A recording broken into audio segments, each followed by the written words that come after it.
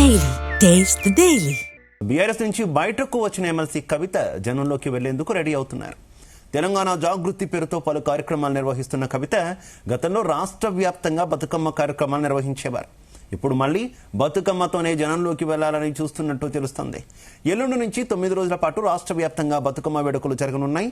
దీంతో బతుకమ్మ పేరుతో జనంలోకి వెళ్లేందుకు రెడీ అవుతున్నారు కవిత. రాష్ట్ర వ్యాప్తంగా జాగృతి ఆధ్వర్యంలో కార్యక్రమాలకు సిద్ధమవుతున్నారు జాగృతి నేతలు.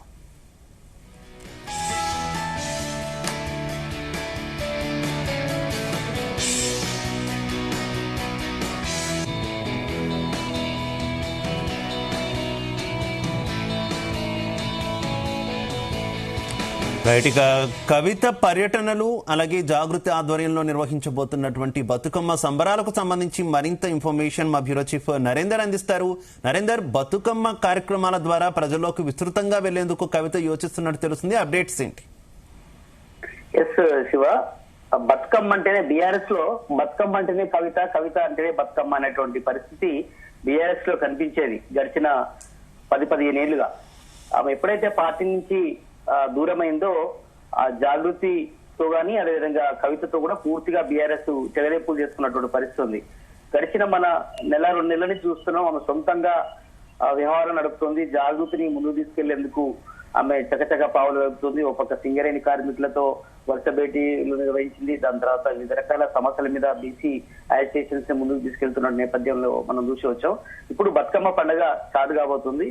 బతుకమ్మ పండుగకు సంబంధించి జాగృతి వాళ్ళు ఎలాంటి కార్యక్రమాలు చేస్తారు అన్నటువంటి అంశం మీద అందరూ కూడా ఎదురు చూశారు. బట్ ఎటకేలకు మొన్న చూసాం, జాగృతి అధ్యక్షురాలు కవితను చింతమెడక నుంచి కొంతమంది ఎంగిలిపూల బతుకమ్మకు రావాలని కూడా అక్కడ ఉన్నటువంటి గ్రామస్తులు చాలా మంది ఆమె దగ్గరికి వచ్చి ఇన్విటేషన్ కార్డు ఇచ్చారు. ఇందులో భాగంగా వారిని మందించి ఆమె ఎంగిలిపూల బతుకమ్మకు 21వ తేదీ నాడు చింతమడక అంటే సిద్దిపేట జిల్లా హరీష్ రావు ప్రాతినిధ్యం వహిస్తున్నటువంటి నియోజకవర్గం అది చింతమడకకు వెళ్ళబోతుంది 21వ తారీఖు నాడు. అదే సమయంలో 22 నాడు తెలంగాణ జాగృతి కార్యాలయం హైదరాబాద్ లో కార్యక్రమంలో ఆమె పాల్గొంటది. అదే సమయంలో 23 నాడు శ్రీరాంపూర్ మంచిర్యాల జిల్లాలో ఆమె బతుకమ్మ పండుగలో భాగంగా ఆమె 3వ రోజు కార్యక్రమాన్ని ఏర్పాటు చేసుకోబోతుంది. ఇక 24వ తేదీ నాడు 4వ రోజు అవుతుంది. సిద్దిపేట జిల్లాలోని వర్గల్ అమ్మవారి దర్శనం చేసుకుంటుంది. అక్కడే బతుకమ్మ కూడా ఆడతారని కూడా జాగృతి వాళ్ళు చెప్తున్నటువంటి మాట. ఇక 25వ తేదీ నాడు హర్యానాలో మాజీ ఉప ప్రధాని దేవిలాల్ 112వ జయంతి ఉత్సవాలకు కూడా పాల్గొని అక్కడ కూడా ఆమె కార్యక్రమాన్ని నిర్వహిస్తుందని చెప్తారు. మొత్తానికి ఒక 5-6 రోజుల పాటు బతుకమ్మ పండుగ తెలంగాణ వ్యాప్తంగా కూడా నిర్వహించిన తర్వాత 26వ తేదీ నుంచి 28వ తేదీ వరకు ఒక 3 రోజుల పాటు ఆమె విదేశాల్లోకి ఆమె పర్యటించబోతున్నారు. అక్కడ 26 నాడు ఖతార్ లో ఆమె బతుకమ్మ కార్యక్రమాల్లో పాల్గొంటారు. 27 నాడు అక్కడే మాల్టాలో పాల్గొంటారు. బతుకమ్మ ఉత్సవాల్లో ఆమె పాల్గొంటారు జాగృతి అధ్యక్షులు. అదేవిధంగా 28 నాడు లండన్ కు ఆమె అట్టించటి బయలుదేరుతారు. అక్కడ 28 నాడు బతుకమ్మ ఉత్సవాల్లో భాగంగా వేడుకల్లో పాల్గొంటారు. మొత్తానికి ఆమె జాగృతి అధ్యక్షురాలుగా బతుకమ్మ కార్యక్రమాల్ని గడిచిన 2-3 ఏళ్ల నుంచి ఆమె పూర్తి స్థాయిలో బీఆర్ఎస్ లో యాక్టివ్ గా లేదు. అంటే పార్టీ అగ్రనేత కావచ్చు, లేదంటే పార్టీలో ముఖ్య నేతలు మరి కొంత దూరంగా ఉండాలి అని చెప్పారా, లేదా లిక్కర్ స్కామ్ కూడా కొంత అడ్డొచ్చింది. అదే సమయంలో కొంత ఆమెకు చెక్ పెట్టే ప్రయత్నం చేశారు. బతుకమ్మ కార్యక్రమాలు నిర్వహించడం వల్ల కొంత అపోజిషన్ పార్టీ నుంచి కూడా కొంత అసోసియేషన్స్ రావడం, వివిధ కార్యక్రమాలు ఇద్దరి మధ్యలో కొంత వచ్చింది. విమలక్క బతుకమ్మ కార్యక్రమం నడిచేది, అదేవిధంగా వివిధ పార్టీలే నడిచేది. అదే సమయంలో జాగృతి నుంచి బీఆర్ఎస్ ఆధ్వర్యంలో నడిచేది. కానీ ఎందుకో 2-3 ఏళ్ల నుంచి ఆమె కొద్దిగా యాక్టివ్ గా లేదు బతుకమ్మ ఉత్సవాల్లో. ఎప్పుడైతే ఈ కార్యక్రమాలు కొంచెం ఇబ్బంది పెట్టడం కానీ, లిక్కర్ స్కామ్ కానీ, అదే పార్టీని పెద్ద ఎత్తున ఆమె ఆరోపణ చేయడం కానీ, ముఖ్యంగా హరీష్ రావు మీద అటాక్ చేసినటువంటి పరిస్థితి మనం చూసాం గడిచిన 15 రోజుల క్రితం.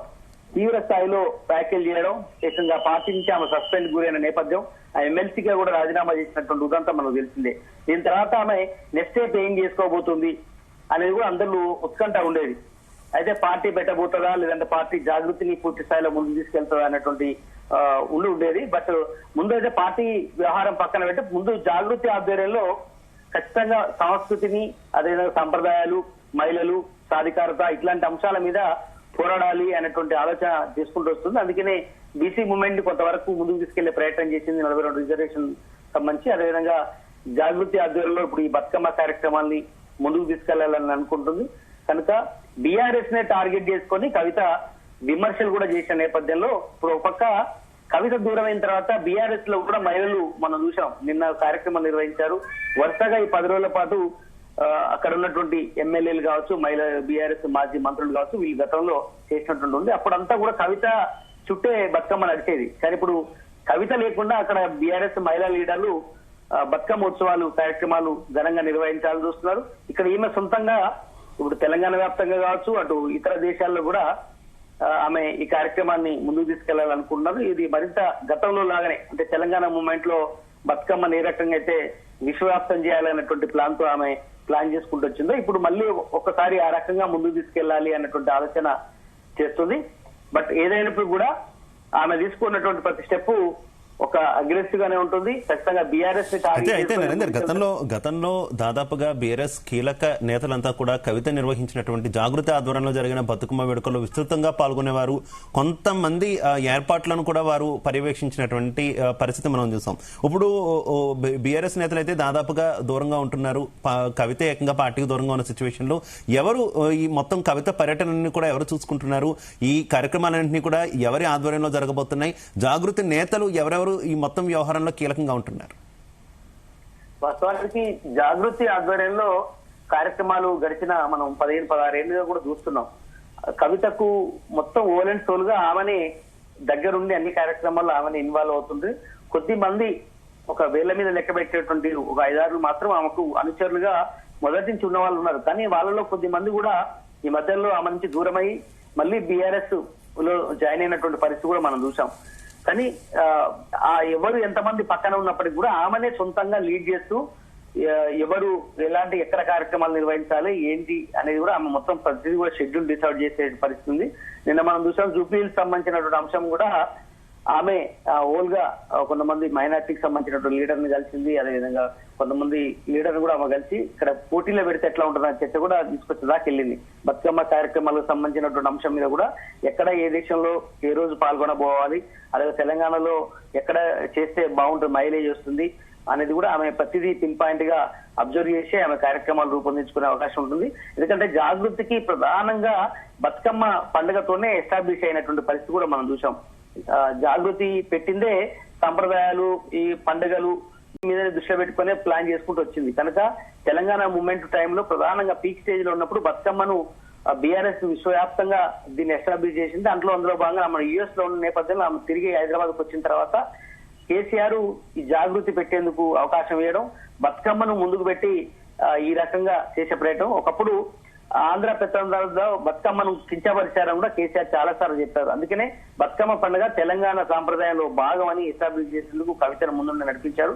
ఇప్పుడు మళ్ళీ మరోసారి జాగృతి ఆధ్వర్యంలో బీఆర్ఎస్ లేకుండానే ఆమె సొంతంగా తీసుకెళ్లే ప్రయత్నం అయితే చేస్తున్నారు.